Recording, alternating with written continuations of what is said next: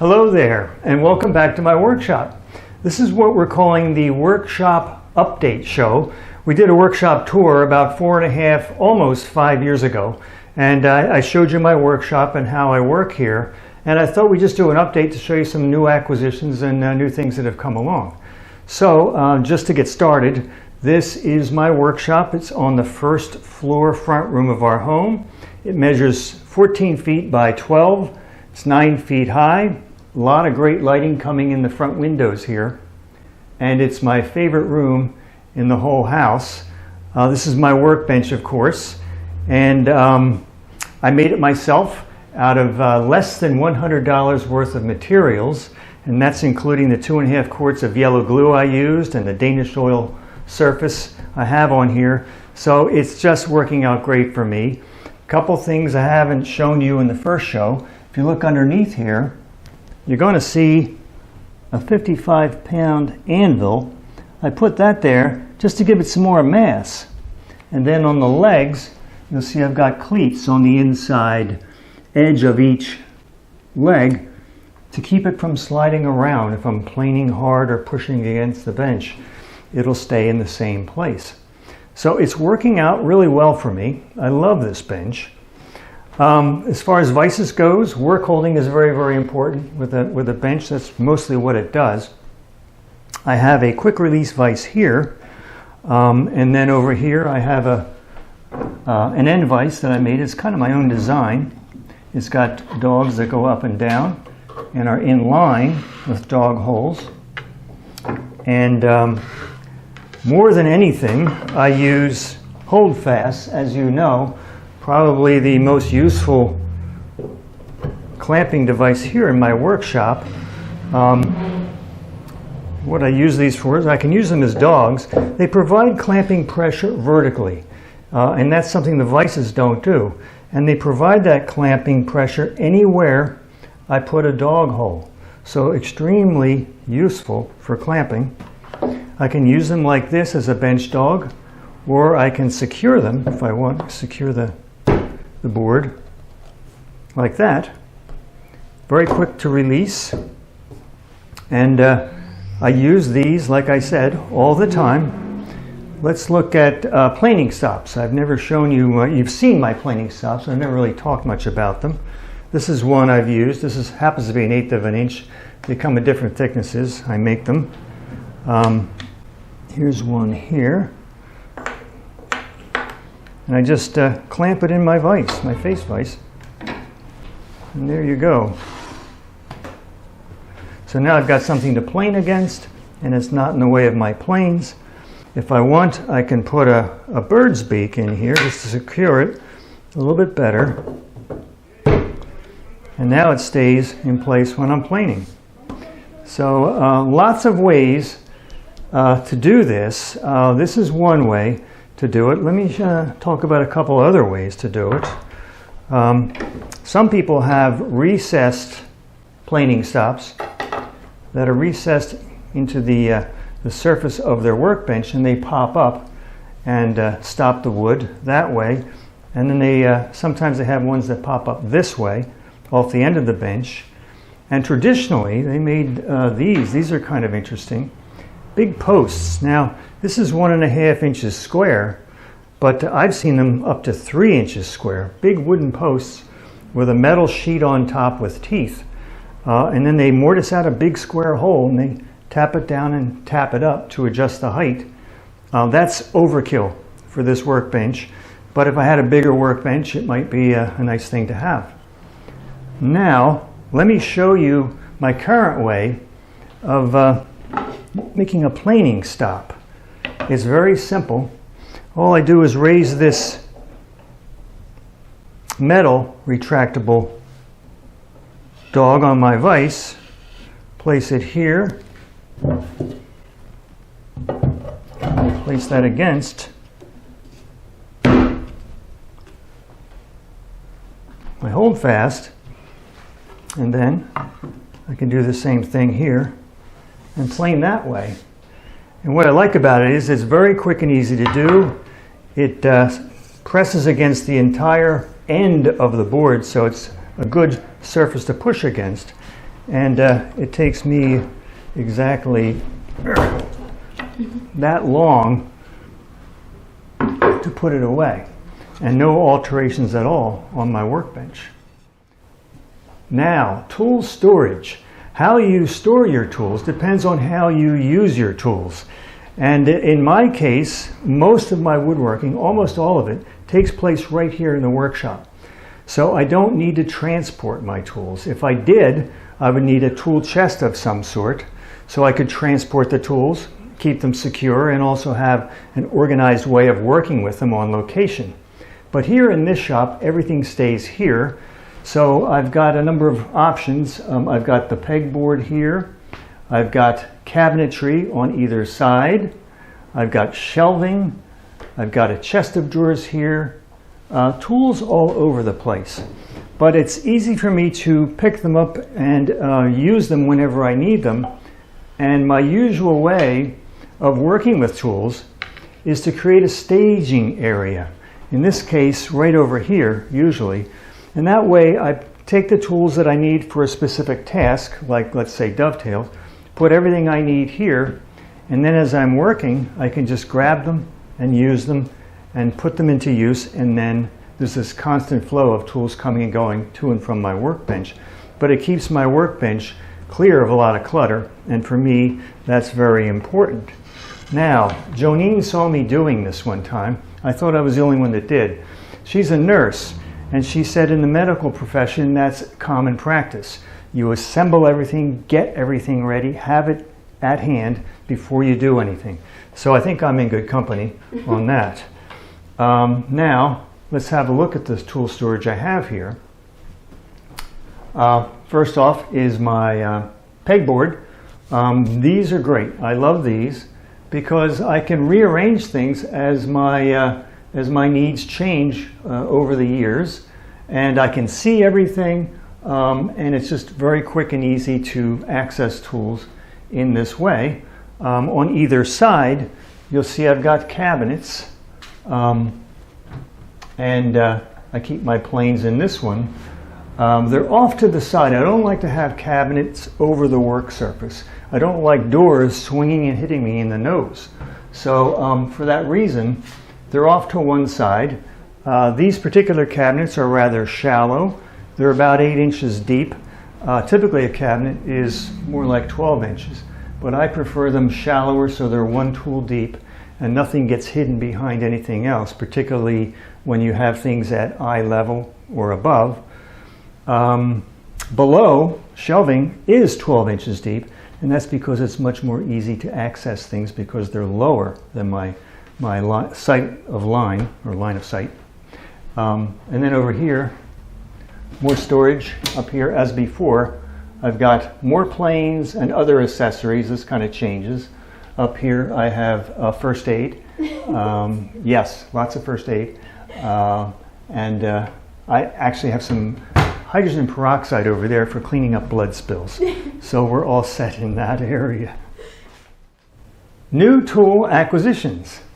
Well, the fact of the matter is I don't have too many tools because my core group of tools is serving me well, and I can make everything I need to make with the tools they already have.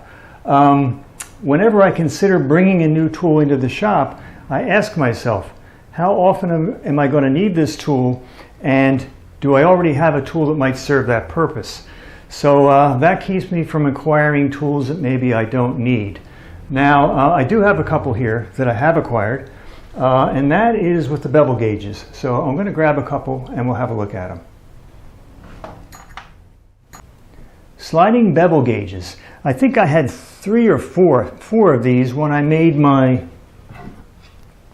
tool tote with the compound dovetail angles. And I needed to set a lot of different angles with my bevel gauges.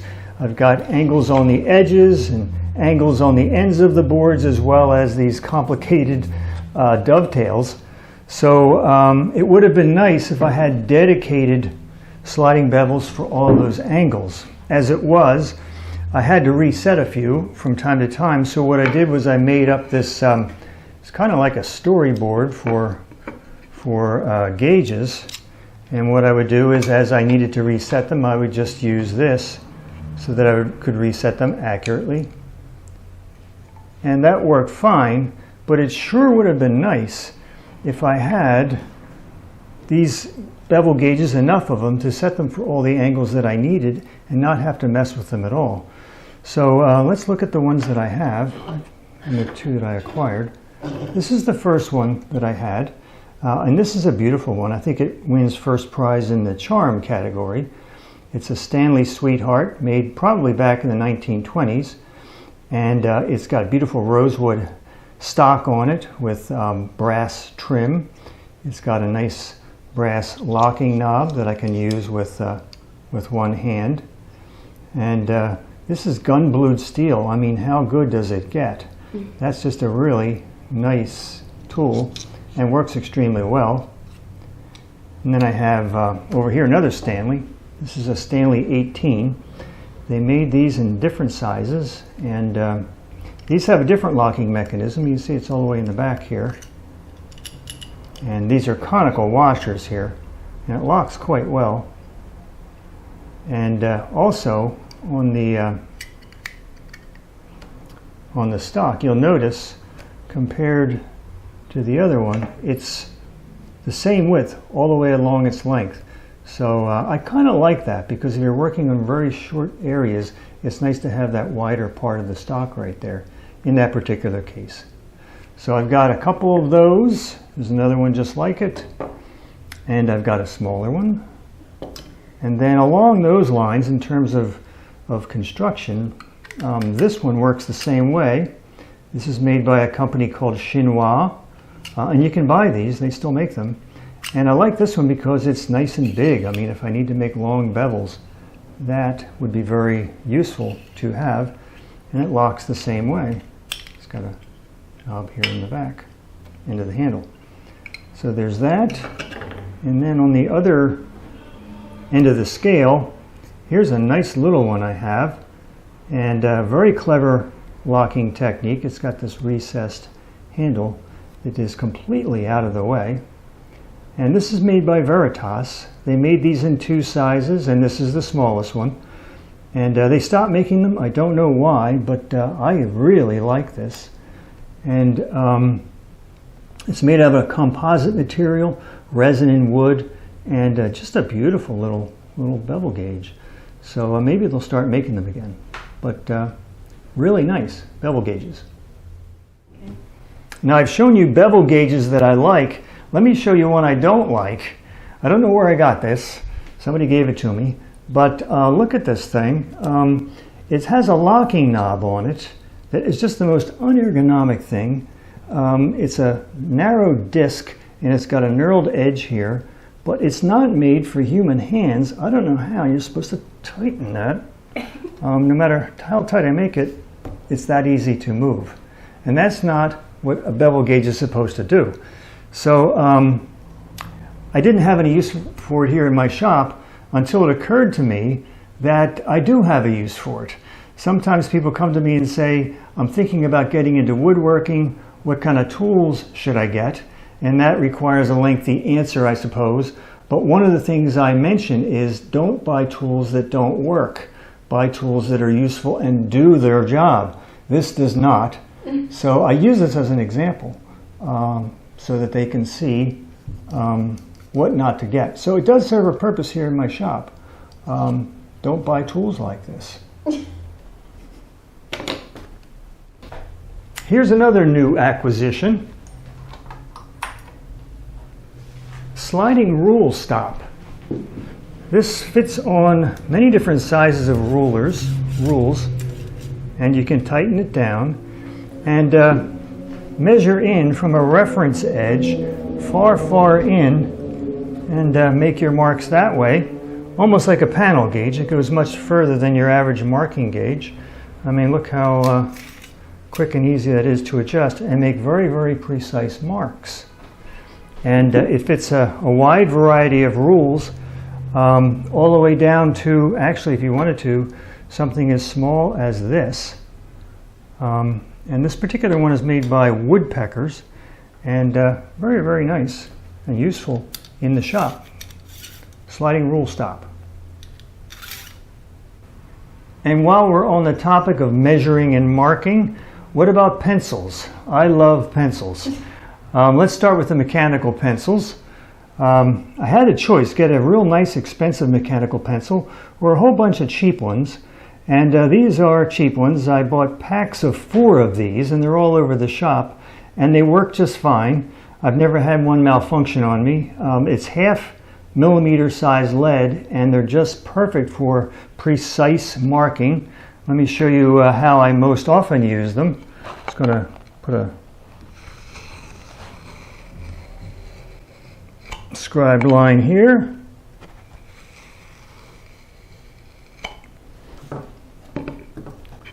And then take my pencil. Precise and really accurate. So I like these a lot. Also, I like traditional plain old pencils. And let me show you my current favorite here. This is a Palomino Blackwing 602. That's an awfully long name for a pencil, but they're really nice. They're well made, and I like a pencil that is dark. I don't like pencils that are too hard and make a medium gray line. These are really nice. So I have these all over the shop too. This particular pencil has got a rather unusual end on it for the eraser, and it comes apart. You can see here. And then the eraser is replaceable. You can pop that out and put a new one back in. And there you go. I tried to like these, but to tell you the truth, I think they're kind of, I don't know, they're kind of in the way and more than they need to be. So what I do is whenever I'm housekeeping around the shop, I simply take a little saw. I have a Zona saw and a miter box, and I cut them straight off. And then they're gone. But of course what that means is I don't have an eraser on my pencil. But what I do is I prefer these kinds of erasers anyway. These are white polymer erasers. And once you've used these, you'll never go back to those pink dried out things that they call erasers that just smudge your work. These always remain pliable, and they do a much better job. So I have a bunch of these floating around the shop as well. And what else? When I'm in full-blown pencil nerd mode, and that's me, let me show you this here. Here is a 602 with a tip protector, and it's got a spring clip here, which keeps it in my pocket, even when I'm hanging completely upside down. And if I'm in a zero gravity situation, I'm all set. And check this out. I just recently found these. Polymer pencil caps. Now, how cool is that? You want one too, don't you? Okay, well you too can go out and have one of these babies all your own. Very cool pencils. I have a question for you. Do you sign your work? Do you sign the things that you make? Do you put your name on these things? I think many of us do. I don't sign everything that I make, but the things that I'm very proud of, something more involved, I always take the time to write my name underneath in some out-of-the-way place. And I'm always fascinated when I look at old furniture and I find a signature like that. It really is kind of a stirring thing to see. So I've used, in the past, I've scratched my initials in. I've used an ink pen. I've used a wood burner. But lately what I've been doing is just using a pencil. Pencil lead is graphite. It's a form of carbon. It's not going to fade. Lasts a long time. And so long as it's not rubbed off, it will last a very, very long time. It's archival. Now, here is an example of some lead markings that have lasted a long time. This was given to me just recently by my parents. And let me show you this. This is an oyster shell. And on here it says Oxford, Maryland. Oxford is a little town on the eastern shore of the Chesapeake Bay in the northeast part of the United States. And below that it says 1902. And on the inside of the shell is a little pencil portrait of a little girl. And she's 5 years old, and I know that because that little girl is my grandmother. This sketch was made by her mother when they were visiting Oxford. They lived in Philadelphia, but they had friends in Oxford, and in the summertime, to escape the heat of Philadelphia, they would go down and spend a couple days and visit. And my parents just gave this to me. They found it in a little box that she had kept all these years, so it must have been very important to her. But there's an example of lead graphite lasting a very, very long time. Let's talk about design a little bit. I think design is a real important part of woodworking, and I spend a lot of time in the design phase. I do a lot of sketching at first, and then I do measured drawings eventually with dimensions on them. And after I do that, and I'm happy with the design, I like to make, as you probably know, a 3D cardboard model of what I plan to make, because I almost always see something that I want to tweak or change when I see it in 3D. Let me give you an example. This tool tote here, when I designed it, it looked perfect to me. And I was all set to make it, but as usual, I made a cardboard model. And I looked at it, and right away, I saw that it was too shallow. And I didn't see it in the drawing, but it jumped right out at me when I made it in 3D. So I made a second model with adjusted dimensions on it. I saved that one. And that looked just right to me. So then I proceeded to make the finished product, and I think it made a big difference. So since I hope that these things last 200 years or more, I think it's worth the time and effort, the 30 minutes or so, to make a cardboard model and get it exactly right. So let's look at some of the materials I use for making these models. Of course, cardboard and clear tape, I use that, but this is what I really wanted to show you here. This is a self-healing cutting mat. And I don't know how it works, but you can cut on this and the knife won't cut through into it. And that's why I guess it's self-healing. It's only a 1/16 of an inch thick. Can you see that? Mm-hmm. Now let me demonstrate here. I'm just going to cut a piece off. Piece of cardboard.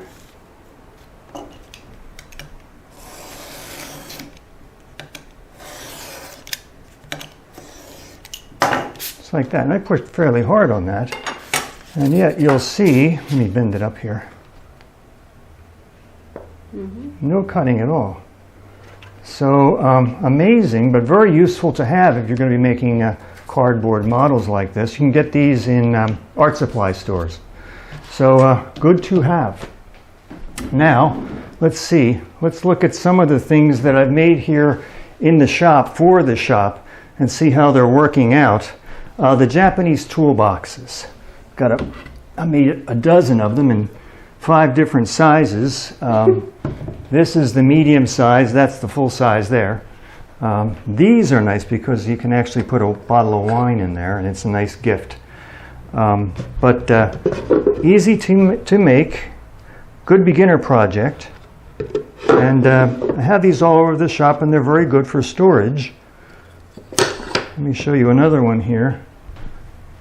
Here's a smaller one. Just all different wood species and finishes. This is limed oak.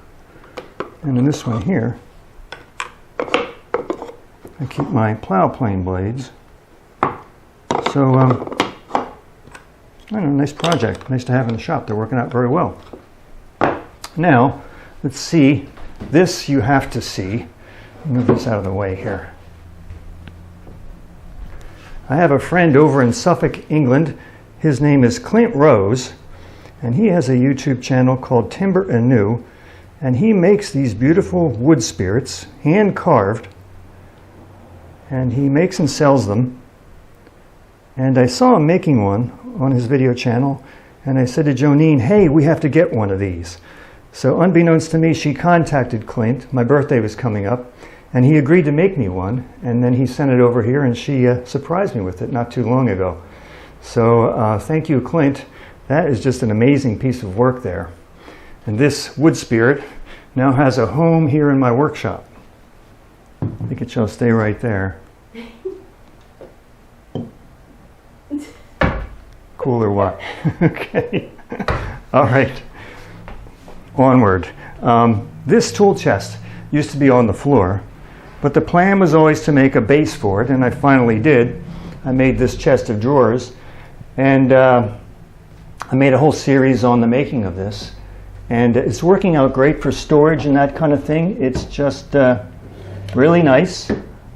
These two drawers, I guess a couple months after I finished this, these two drawers here started to stick a little bit, and that's almost predictable because wood expands and contracts with the seasonal changes in humidity. So I made some adjustments with a block plane, and now everything fits smoothly. So I think I won't be having any more problems with that. So fun project. Let's look at my saw bench. This was a real fun project, bleeps and all. And it's made with the wedge tenons on the front here and splayed legs. Big solid bench here. And then on the back, I'm going to swing this around. On the back, the legs are straight up and down so the saw doesn't hit it. And then I also have these rising dovetails on here. Real challenge to make. So I use that as not only a saw bench, but it's a step stool, and my friends sit on this when they come to visit. All right, let's have a look at the Sawtill. This is my Sawtill. Nothing has really changed since the last time, but what I want to do is I want to make drawer stops for these drawers. They're like this so that I can put them on my workbench and work right out of them. But too often when visitors come into my workshop, they pull these drawers out and they expect there to be stops. And I've made some amazing diving catches to keep these drawers from crashing on the floor.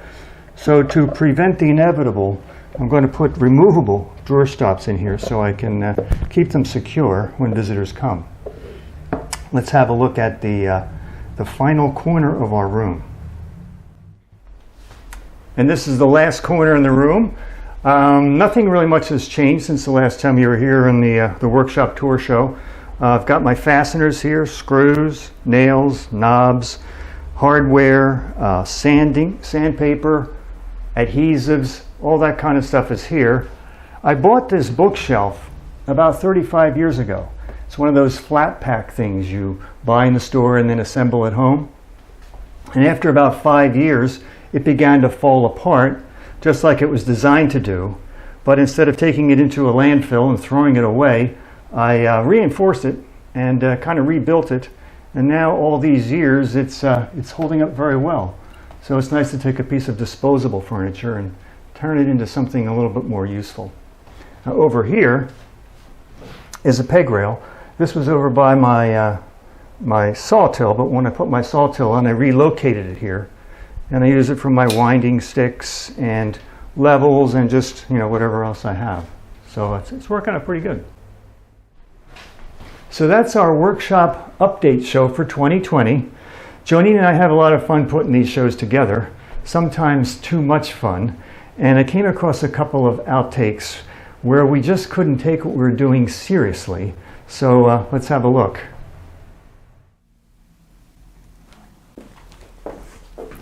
Always nice to get out of the workshop once in a while.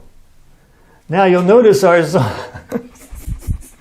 You're making me laugh. Okay. Always nice to get out of the workshop once in a while.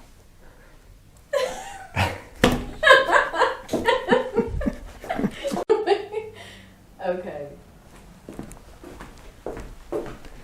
Always nice to get out of the workshop once in a while.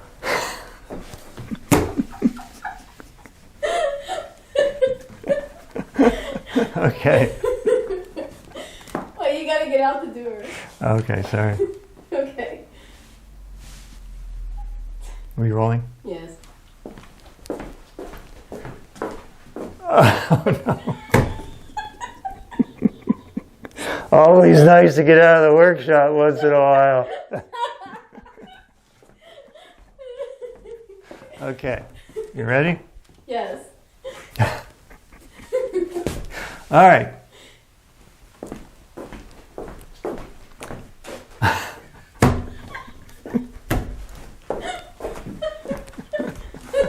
I got to do this now. Okay, ready? Mm-hmm. Always nice to get out of the workshop once in a while. I'm sorry, it's my fault. Okay, I'm done. I'm really done. Okay.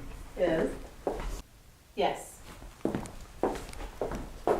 Always nice to get out of the workshop for a while.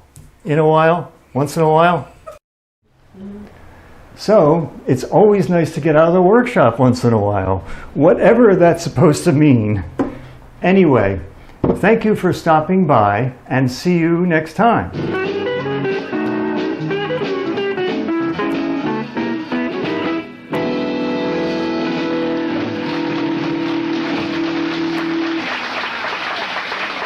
Wasn't that great?